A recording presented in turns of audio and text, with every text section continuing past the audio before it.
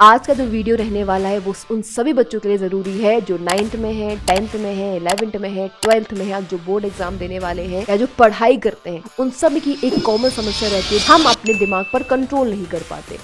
हम जो पढ़ रहे होते हैं हमें याद नहीं होता। आज की वीडियो आपको स्टार्टिंग से लास्ट तक देखनी है। आपको पता है जब आप बहुत दुबले पतले से होते हो तो आप क्या करते हो भाई, एक्सरसाइज करते हो, जिम जाते हो। क्यों? क्योंकि आपकी बॉडी स्ट्रांग हो पाए।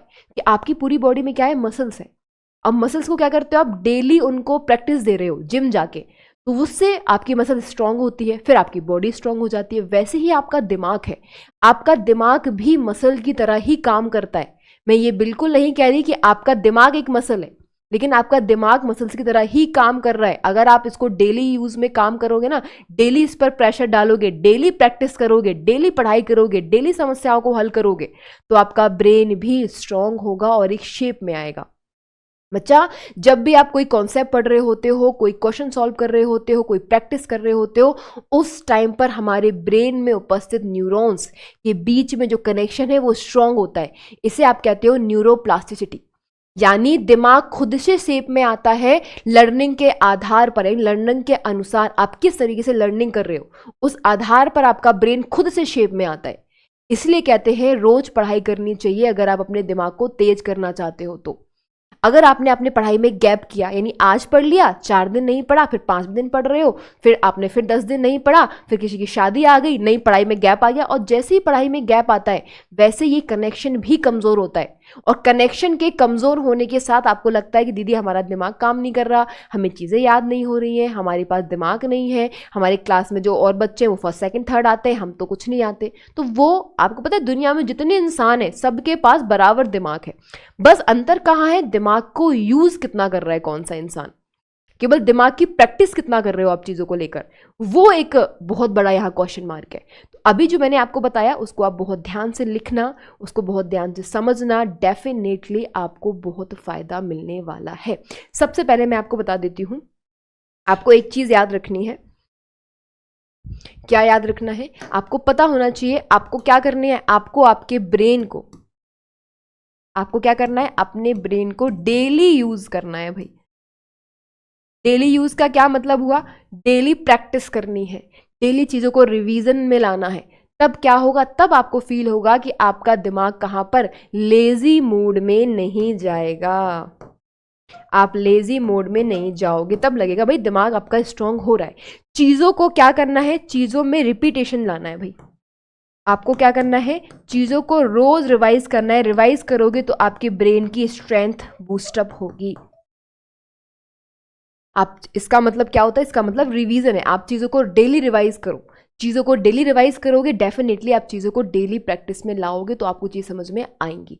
अब बात आती है स्लीप। आपकी नींद भी पूरी होनी चाहिए। आपकी स्लीप बहुत ज्यादा जरूरी है। किसके लिए? आपके दिमाग की रिकवरी के लिए। अगर आप चाहते हो आपका दिमाग रिकवर करे तो आपको स्लीप प्रॉपर, भाई बच्चे कहते हैं 4 घंटे सोएंगे, 5 घंटे नहीं, आपको कम से कम 6 से 7 घंटे की नींद तो लेनी ही है जिस एज में आप हो। कि आपका ब्रेन, याद रखो, आपका ब्रेन जिस टाइम पे आप सो रहे होते हो उस टाइम पे आपका ब्रेन रिलैक्स मोड में होता है, और वो रिलैक्स मोड में होगा तभी तो वो अगले दिन काम करने के लिए तैयार होगा।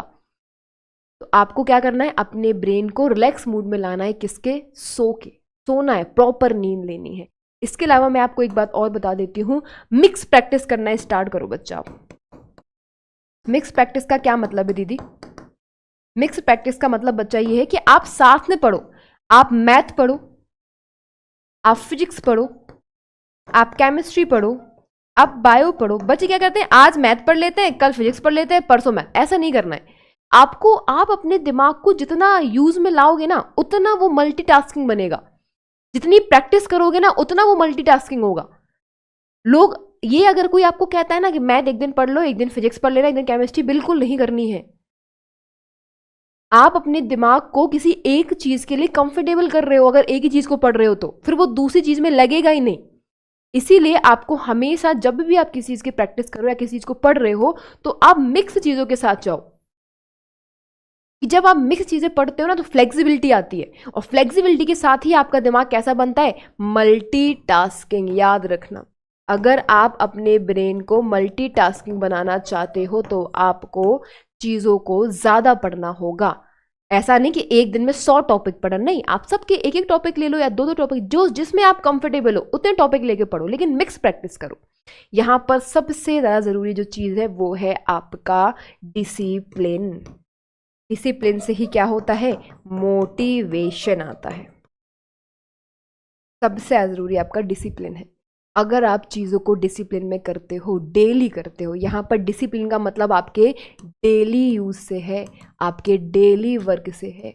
अगर आप डेली वर्क कर रहे हो, डेली चीज़ों को समझने का ट्राई कर रहे हो, डेफिनेटली आप एक अच्छा मूव ले रहे हो अपनी पढ़ाई को लेकर।